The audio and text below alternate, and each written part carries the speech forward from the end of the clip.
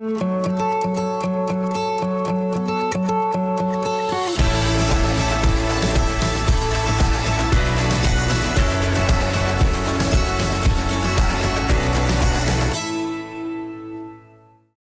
risk is the highest level of risk within the company, which can have an effect across the organization if they are realized. By implementing an effective corporate risk assessment process, we can identify and mitigate possible risks and provide a rational basis for better decision-making in regards to all risks. The object of corporate risk assessment is to ensure that a process is in place for planning and controlling both internal and external corporate risks within BGP Offshore. BGP Offshore has a documented corporate risk assessment procedure called BGPO MP004 Corporate Risk Assessment. This procedure forms part of the risk management system that is used within BGP Offshore. The risk management system is based around the ISO 31000 requirements. By having a structured risk management system that is aligned to ISO 31000, we also meet the requirements identified in IOGP Report 510 Operating Management System Framework Element 5 Risk Assessment and Control. Because risks can have a negative and a positive impact on BGP Offshore, we look to reduce the chance of a negative outcome occurring, but increase the likelihood of a positive outcome. To be able to do this, we need to have a structured approach. Part of this approach is how the company establishes roles and responsibilities. In BGP Offshore, we have a 4-tier organization approach, which is onshore structure, president and vice presidents, directors, managers, and support team.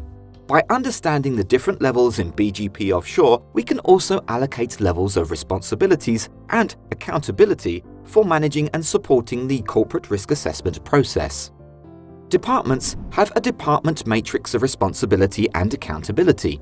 This provides a guide to what is required by each level in the organization to manage corporate risk process. Let's now look at FLAG, which is BGP Offshore's software used to support the business management system and captures all relevant information associated with corporate risk. On BGP Offshore's main page, you will see a corporate risk register that is used by the senior management team. Corporate risk can have a significant impact across the company and usually requires the greatest resources. Typical risks are related to the following: human resources, health and safety, environmental, IT, financial, operational quality, legal, and reputation. Apart from quality and reputation, the areas identified above may have legal requirements to be adhered to and will require the company to have the appropriate business management systems in place to prevent prosecution or fines. Once you have clicked the Corporate Risk Register tab, you will see the current list of corporate risk. To record a new corporate risk, click on New Corporate Risk Register. Management System. This will describe which department process shall be responsible for the management, review, and updating of this risk. In the Objective box, describe the desired outcome for being able to manage the risk and the reason why we want to do this. Hazard. Risk analysis builds on the risk information generated in the identification step, converting it into decision-making information. In this phase, understanding how the risk could impact the business will help in other areas as well. We should describe here all creditable hazards that could be expected.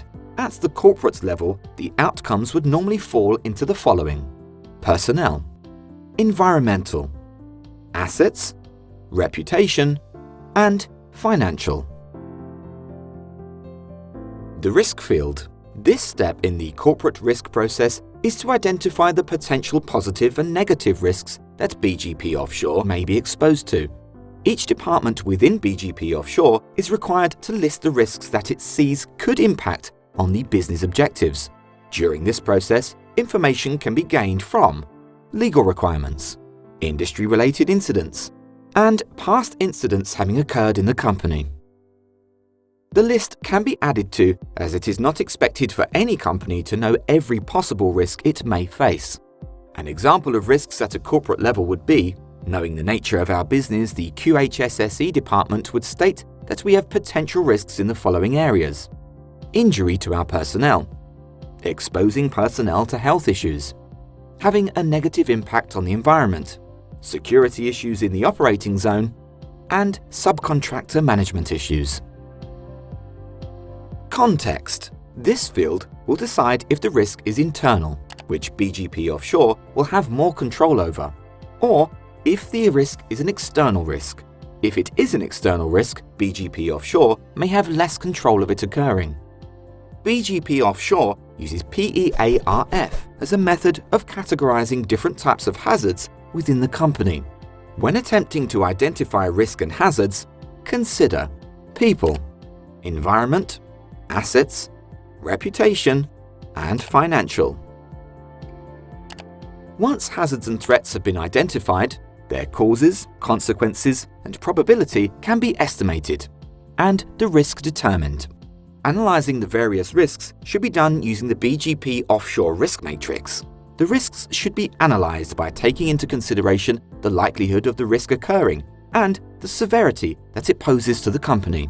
This should be recorded accordingly in the risk assessment. Severity. The severity rating shall be assessed by first taking into consideration the particular category that the hazard being assessed will have the greatest impact, should the risk be realized. This is divided into 5 categories, and these are people, environmental, assets, reputation, and finance. When the category is identified, there are 5 levels of severity in which a risk may fall, 1 being the lowest level of risk and 5 being the highest.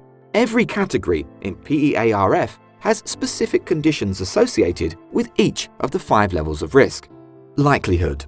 Determine the likelihood of an incident, injury, or harm arising from the task by using the risk matrix to rank the likelihood using the subcategories of A. Never heard of in the industry. B. Heard of in the industry. C. Incident has occurred in our company. D. Happens several times a year in our company. And E. Happens several times a year in our location. Risk rating. Once the severity and likelihood have been identified, the risk level can be determined from the risk matrix. As shown in the matrix, risk ratings can range from A1, lowest risk, to E5, highest risk. The purpose of risk evaluation is to assist in making decisions based on the outcomes of risk analysis about which risks need treatment and the priority for treatment implementation. Red, intolerable. The operation should not start or continue until an alternative method has been developed or additional controls have been implemented. Yellow, incorporate risk reduction measures. The operation should start or proceed only when risk-reducing measures are in operation or with specific sanction by management. Green, manage for continuous improvement. The operation may start or proceed with continuous effort to improve.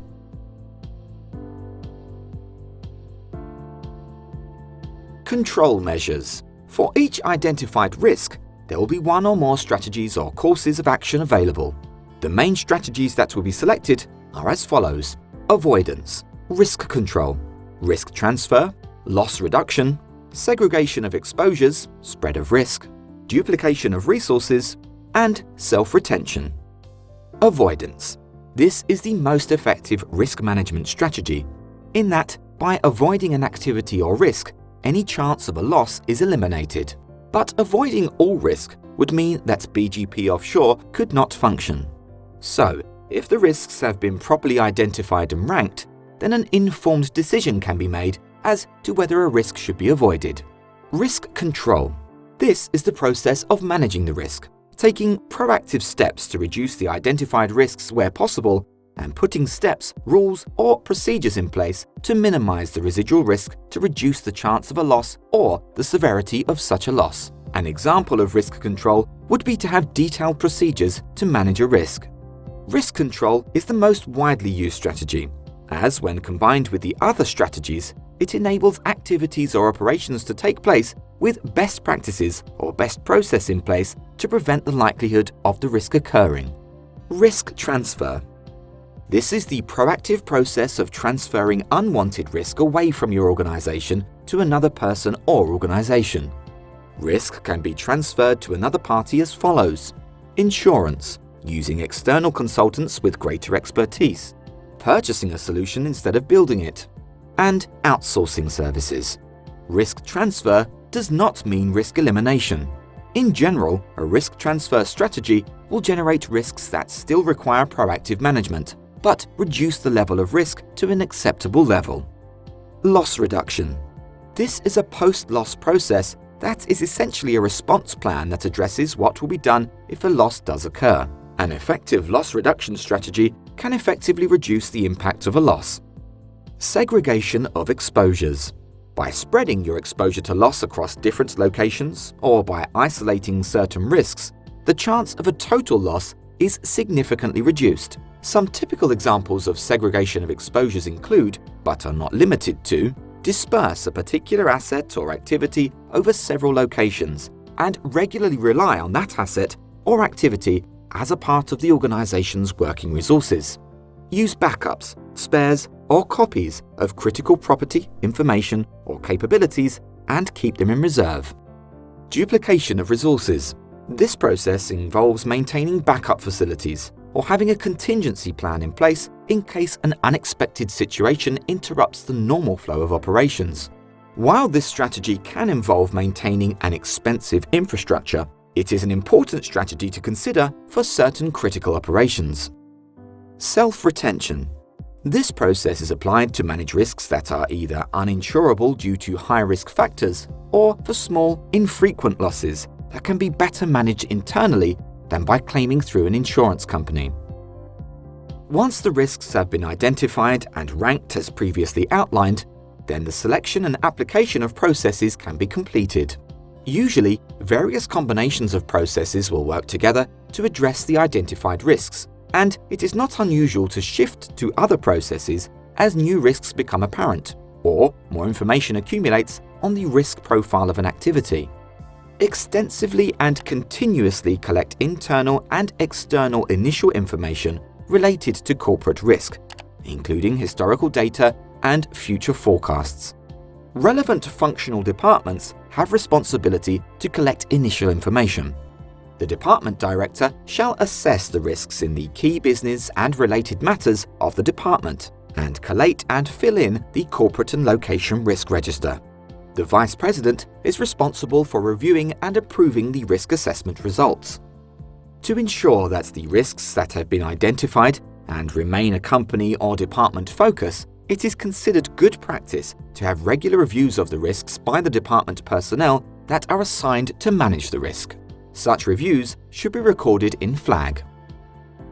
Once the corporate risk register has been saved, you will see it on the corporate homepage under the Corporate Risk Register tab. You will also see at the bottom of each individual corporate risk register page 2 additional tabs. These are Notes. Notes allows personnel to add comments or updates about this risk. These can help document issues that may have occurred during corporate risk assessment. Attachments. This tab is for adding supporting documents that relate to this corporate risk. We should make sure that we capture any information that is used to support the process.